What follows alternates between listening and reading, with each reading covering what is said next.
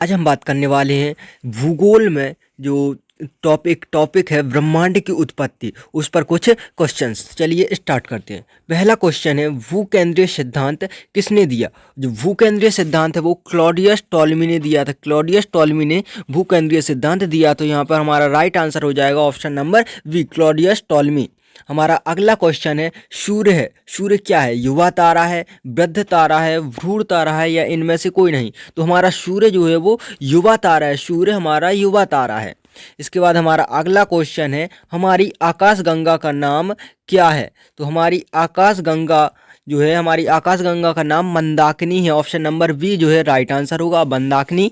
इसके बाद हमारा अगला क्वेश्चन है, हमारी आकाशगंगा का व्यास कितना है? हमारी आकाशगंगा का व्यास 80,000 प्रकाश वर्ष है। 80,000 प्रकाश वर्ष मतलब कि ऑप्शन नंबर ए। यहाँ पर जो प्रकाश वर्ष है, प्रकाश वर्ष मतलब कि प्रकाश द्वारा, जो प्रकाश है, प्रकाश के द्वारा एक वर्ष में चली गई दूरी होती है। प्रकाश द्वारा एक वर्ष में चली गई दूरी, इसे हम प्रकाश वर्ष कहते हैं। जो स्पेस में बड़ी बड़ी जो यूनिट्स है दूरियों को नापने के लिए, उसमें जो प्रकाश वर्ष का यूज किया जाता है। हमारा अगला क्वेश्चन है, बिग बैंग सिद्धांत किसने दिया? जो बिग बैंग सिद्धांत है वो किसने दिया? तो बिग बैंग सिद्धांत जॉर्ज लेमेंथियर ने दिया था। जॉर्ज लेमेंथियर ने दिया था। हम बात करें कि बिग बैंग सिद्धांत क्या है, तो बिग बैंग सिद्धांत एक जो ऐसा सिद्धांत है जो ब्रह्मांड की उत्पत्ति से रिलेटेड। ब्रह्मांड की उत्पत्ति ऐसा माना जाता है कि पहले ब्रह्मांड एक बिंदु पर केंद्रित था, और जब इसमें एक विस्फोट हुआ तो ये पूरे अंतरिक्ष में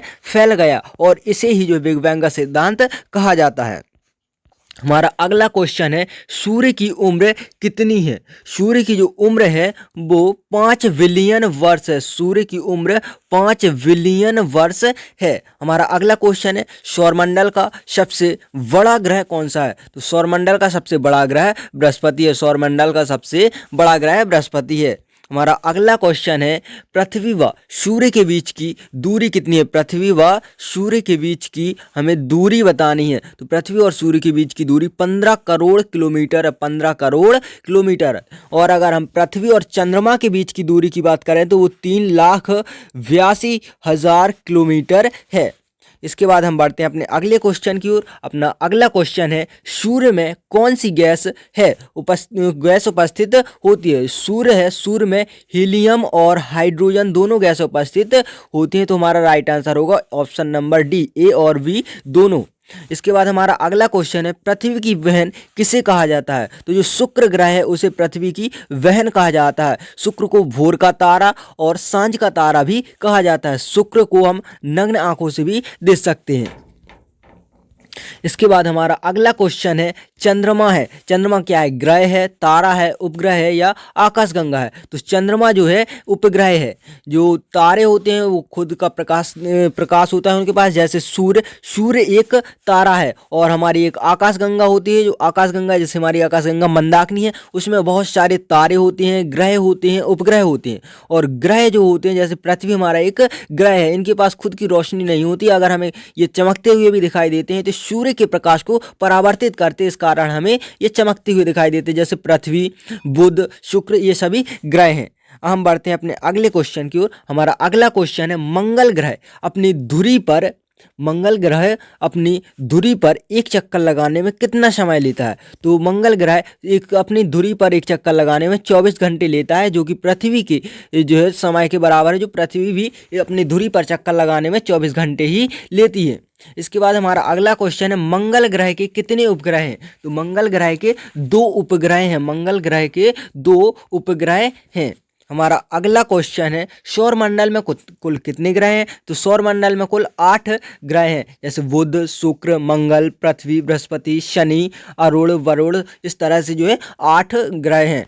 इसके बाद हमारा अगला क्वेश्चन है, धूमकेतु को और किस नाम से जाना जाता है? तो धूमकेतु को पुच्छल तारा के नाम से जाना जाता है। धूमकेतु को पुच्छल तारा के नाम से जाना जाता है। ये इरेस है, ये एक नया ग्रह माना गया है, इसकी खोज की गई थी। अभी इसको पूर्ण रूप से ग्रह नहीं माना गया है, लेकिन इसकी जो कैरेक्टर्स है वो ग्रह की तरह है। इसके बाद हमारा अगला क्वेश्चन है पृथ्वी का आकार कैसा है। तो पृथ्वी का आकार अंडाकार है। पृथ्वी का आकार अंडाकार है। पृथ्वी पूर्णतः गोल नहीं है और सर्पिला आकार भी नहीं है, लेकिन हमारी जो मंदाकिनी है, मंदाकिनी का आकार सर्पिलाकार है। इसके बाद हमारा अगला क्वेश्चन है पृथ्वी पर दिन रात किस कारण होते हैं। पृथ्वी पर दिन रात किस कारण होते हैं। पृथ्वी पर जो दिन रात होते हैं उसका कारण होती है परिभ्रमण गति। पृथ्वी जब अपनी ही धुरी पर इस तरह से घूमती है तो इस कारण जो है दिन रात होते हैं। इसके बाद हमारा अगला क्वेश्चन है पृथ्वी पर ऋतु परिवर्तन किस कारण होता है। तो पृथ्वी की परिक्रमण गति के कारण जो है ऋतु परिवर्तन होता है। ये जो सूर्य है, सूर्य के चारों ओर पृथ्वी एक जो है दीर्घवृत्ताकार में पथ में इसकी गति करती है, तो इसी कारण गति करती है इसके चारों, तो इसी कारण जो है ऋतु परिवर्तन होता है। हमारा